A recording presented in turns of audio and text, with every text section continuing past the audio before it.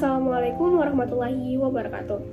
Hai semuanya, di sini saya akan menjelaskan mengenai sejarah ilmu farmakognosi. Namun pertama-tama mari kita ketahui, apa sih yang dimaksud dengan farmakognosi itu? Jadi teman-teman, farmakognosi merupakan ilmu yang mempelajari mengenai obat-obatan dari bahan alam, terutama yang bersumber dari tumbuhan, hewan, dan mineral.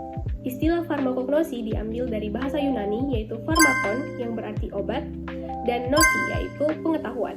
Sebagai ilmu yang mempelajari mengenai obat-obatan dari bahan alam, farmakognosi memiliki sejarah yang panjang dan menarik yang berakar dari kebutuhan manusia untuk mengobati penyakit. Awal mula penggunaan bahan alam sebagai obat-obatan dapat ditelusuri hingga zaman prasejarah, di mana manusia purba melalui metode trial and error menemukan berbagai bahan alam yang dapat digunakan untuk mengobati penyakit. Bukti tertulis pertama penggunaan bahan alam sebagai obat ditemukan di peradaban kuno Mesir melalui Papyrus Ebers pada sekitar tahun 1500 sebelum Masehi yang mencatat lebih dari 700 formula obat dari tumbuhan. Pada periode yang hampir bersamaan, di Cina, Kaisar Shen Nung yang dikenal sebagai Bapak Pengobatan Herbal Cina telah mendokumentasikan ratusan tanaman obat dalam kompendium pengobatan tradisional Cina. Peradaban India kuno juga memberikan kontribusi signifikan melalui sistem pengobatan Ayurveda yang masih dipraktikkan hingga kini.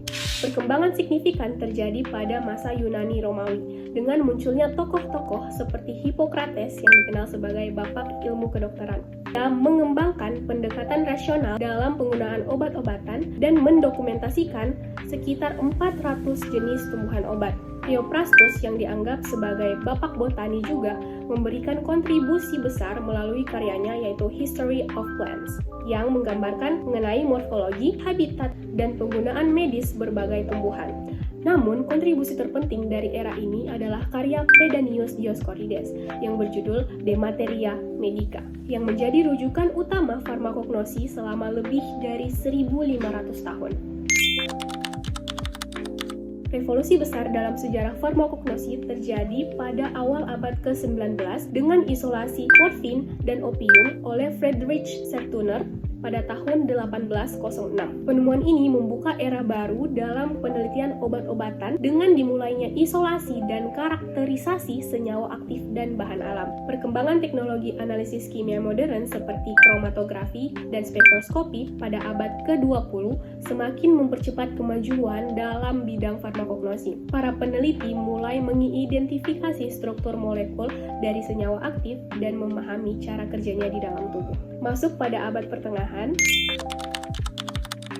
pusat perkembangan ilmu pengetahuan termasuk farmakognosi beralih ke dunia Islam. Para ilmuwan muslim seperti Ibnu Sina, yang dikenal juga sebagai Avicenna, melalui karyanya yaitu Canon of Medicine, mengembangkan dan menyempurnakan pengetahuan Yunani Romawi tentang obat-obatan.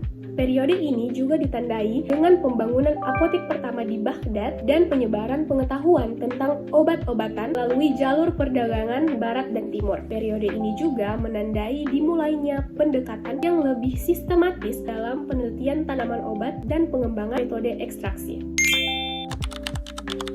Masuk pada era modern, farmakognosi telah berkembang menjadi ilmu yang sangat kompleks dan multidisiplin, mencakup berbagai aspek seperti fitokimia, etnofarmakologi, farmakognosi molekuler, dan metabolomik. Penggunaan teknologi canggih seperti spektrometri massa, NMR, dan pemisahan modern telah memungkinkan identifikasi dan karakterisasi senyawa bioaktif dengan tingkat presisi yang tinggi. Meskipun pengembangan obat sintesis telah mendominasi industri farmasi modern, peran farmakognosi tetap sangat penting dalam penemuan obat baru. Banyak obat modern yang dikembangkan berdasarkan senyawa yang diisolasi dari bahan alam atau merupakan modifikasi dari senyawa alami. Sekiranya itu yang dapat saya paparkan mengenai sejarah ilmu farmakognosi. Kurang dan lebihnya mohon dimaafkan. Wabillahi taufiq wal hidayah. Wassalamualaikum warahmatullahi wabarakatuh.